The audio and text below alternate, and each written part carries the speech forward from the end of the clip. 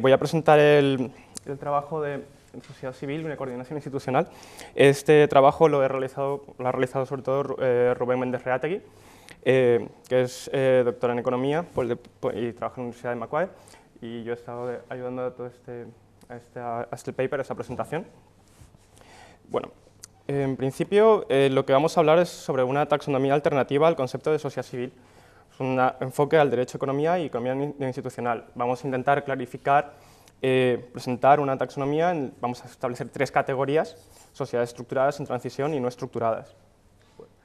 Es el que vamos a partir. Esto, ¿puedes pasar?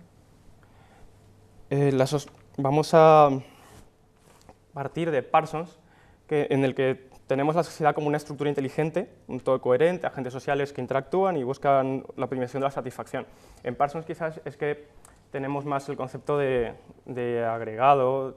Nosotros vamos a partir de un concepto mucho más hayekiano, más individualista, de agentes creativos, empresariales, que en su interacción pues, buscan mantener la cohesión social, emprendimiento productivo.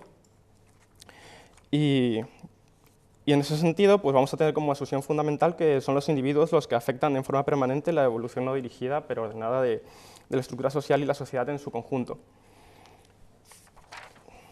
Esta comprensión de la sociedad pues, es distinta, ya que vamos en un sentido mucho más austriaco, ¿no? Es una estructura funcional y reafirmamos como algo muy, muy importante el rol del individuo.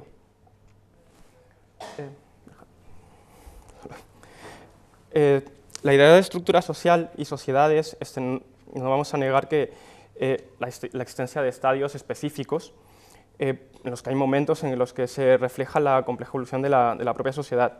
Los miembros deben satisfacer necesidades primero individuales y colectivas después.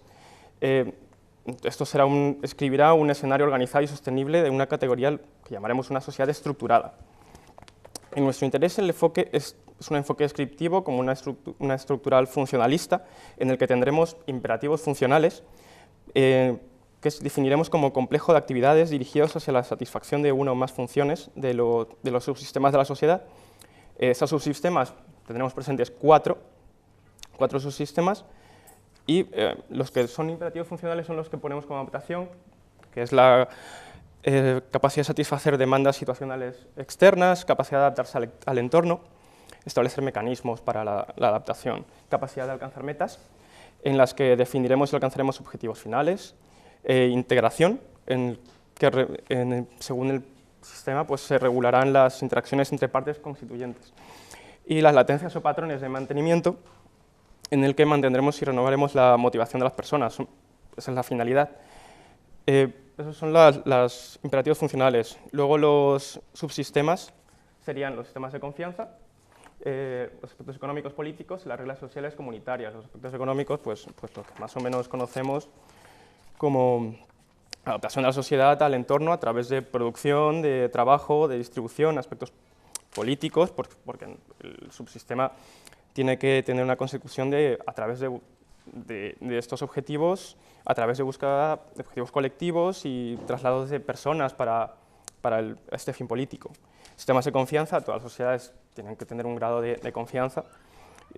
En esto puede estar también la transmisión de la cultura, como normas o valores sociales, y a otras personas para que las internalicen.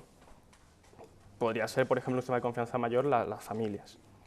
Las reglas comunitarias, organizacionales o sociales son reglas que se han utilizado para coordinar y facilitar la interacción entre diversos componentes de la sociedad. Por ejemplo, la ley. La sociedad como proceso evolutivo. ¿Sí puedes pasar? Otra vez, retomando que la sociedad es un proceso evolutivo y está adscrito al ámbito de lo que aquí conocemos como catalaxia y cosmos. La razón fundamental es que la sociedad se representa como un proceso que evoluciona en base al ensayo y error, tal y como dice Hayek, donde prima lo espontáneo. Y en esta cita, por ejemplo, podemos ver que nos dice que algún tipo de orden surge como resultado de la acción individual, pero sin ser diseñado por un individuo. Y en esta siguiente cita de Hayek también nos dice que tendemos a atribuir a todo orden en la sociedad ciertas propiedades concernientes a arreglos deliberados. Sin embargo, esto tenemos ciertos límites, ya que el grado de complejidad no se limita a lo que la mente humana puede percibir, sino que podemos tener relaciones abstractas en las que no somos muy conscientes de ellas. También nos enfocamos en lo que dice Barry, que tenemos un reino de las regularidades sociales, donde desarrollamos instituciones que son el resultado de la acción humana, pero no son el resultado de una intención humana específica.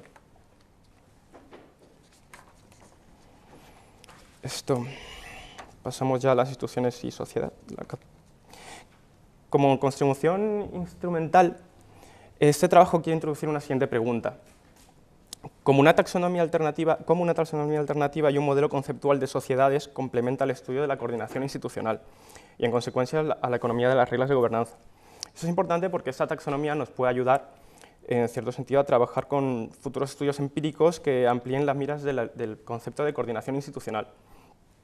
Y una interacción que también podemos llamar interacción institucional positiva, como analizando la relación existente entre reglas e instituciones tanto formales como informales.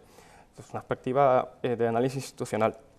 El punto de partida de esto creemos que puede facilitar el trabajo para investigadores en el momento de clasificar y de supervisar las variables relevantes respecto al análisis de la economía de las reglas, de las leyes de gobernanza, y cosa que nos pueda clarificar en ciertos momentos los resultados para poder analizar el desarrollo económico y el crecimiento económico. Una sociedad se puede definir como un conjunto de interacciones entre individuos. Es un proceso dinámico, digamos espontáneo, no está diseñado, y todas estas interacciones humanas, volvemos a decir, parten de un estado de alerta de los propios agentes, que es inherente a la propia función de empresarialidad funcional y que un individuo, todos los agentes, crean continuamente, descubren y transmiten la información. Y esto ajusta y coordina los planes contradictorios entre los diferentes individuos a través de la competencia. Ese tipo de interacciones son reguladas a través de instituciones. La legitimidad del dominio de estas instituciones dependerán del nivel de aceptación individual y colectivo para adaptarse al cambio social. Esa aceptación puede variar en correlación con el grado de sostenibilidad y organización de cada tipo específico de sociedad. Y no se puede determinar con precisión sin analizar elementos como la interacción social o la propia coordinación institucional. Una fuerte coordinación institucional puede repercutir positivamente en el crecimiento económico y en el rendimiento. Y también puede incidir asimismo en la cohesión social, en el dinamismo, la interacción individual proactiva.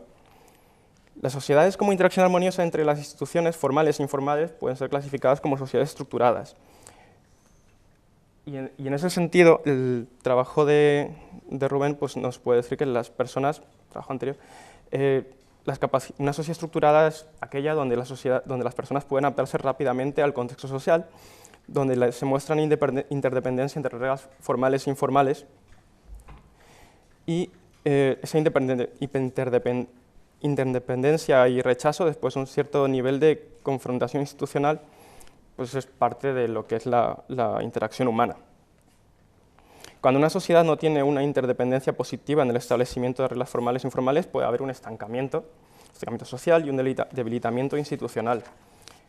Y este concepto, el de debilidad institucional, es un indicador social que nos puede permitir analizar el desempeño de una sociedad. La debilidad institucional debe ser diferenciada del cambio institucional, en cuanto una debilidad institucional pueden ser choques exógenos en la sociedad, cambios bruscos en el poder político, cambios en la distribución de preferencias, cambios endógenos en la estructura social. En cambio, el cambio institucional no tiene por qué precisamente tener una inestabilidad y una debilidad. Podremos poner el ejemplo de Perú y España, en el que Perú ha tenido 17 constituciones en el siglo XIX, a lo largo del siglo XIX, y España ha tenido 6, desde el siglo XIX, perdón. Podemos contrastarlo con respecto a Australia, que desde que tuvo su propia constitución desde que tuvo su constitución solamente ha tenido una, a pesar de los cambios que ha tenido de gobernanza y distribuciones en el poder y preferencias políticas. Este concepto de una taxonomía de sociedad como propuesta se instaura para simplificar las investigaciones sociales y empíricas. Y eso es un objetivo, creemos, bastante importante por lo que podemos tener en cuanto a imposición y estabilidad. Los agentes no esperan, como en nuestra cita de Levinsky, que si no esperan que hayan cambios en las instituciones, pueden mostrar cierto nivel de soporte o de aceptación de estas reglas. El comportamiento, si se espera o no se espera, varía, y varía mucho. Y ese puede ser un alcance en el tratamiento de la fortaleza y la debilidad como una variable de la propia sociedad. En ese sentido, la taxonomía que queremos proponer es el de sociedad estructurada, sociedad en transición y sociedad no estructurada. La sociedad estructurada sería aquella que tiene un alto rendimiento social, interacción social es armónica, y son instituciones en las que tanto las reglas formales como las informales están muy coordinadas. Las informales serían mecanismos claves en el control social para resolver conflictos sociales. Y en ese sentido maximizarían el proceso económico y eficaz desarrollo de la función social empresarial. Las sociedades de transición tendrían un desempeño social más pobre, más débil, y estarían en medio entre las sociedades estructuradas y las no estructuradas. Tendrían un nivel medio de adaptación al cambio social. Y la sociedad no estructurada tendría un pobre desempeño social, una fragmentación social fuerte en un impedimento para la interacción social dinámica entre individuos. Aquí podríamos ver el sistema social estructurado y no estructurado de lo que he estado hablando. En un sistema no estructurado tendremos problemas de adaptación, de capacidad de lograr objetivos, problemas también de latencia, de los que hablamos al principio. En estas sociedades no estructuradas hay un alto nivel de corrupción, la burocracia y los agentes políticos, en su interacción, hacen al sector ilegal mucho más poderoso. Debilita la potencial coordinación institucional entre reglas formales e informales. Habría una interacción negativa y esto debilitaría el tejido social y reflejaría aumento de los costos de transacción y los costos sociales. Tendríamos una sociedad donde carece de eficiencia dinámica. Tendríamos un conjunto de escenarios sociales complejos de la generación de más exclusión social y escasez relativa de una sólida gobernanza política. Salir de esto es complicado, pero debe llevarse a cabo a través de formas corporativas alternativas que expresen la prevalencia de la empresarialidad funcional. En ese sentido, una desregulación estratégica le da importancia a la interacción eficaz como entre la libertad de los individuos y la administración de autoridad. Y la interacción pública en ese sentido solo se justificaría si se aplica de modo eficaz, ético, eficiente, de modo que se adapte a las circunstancias sociales y contribuya al desarrollo de la sociedad.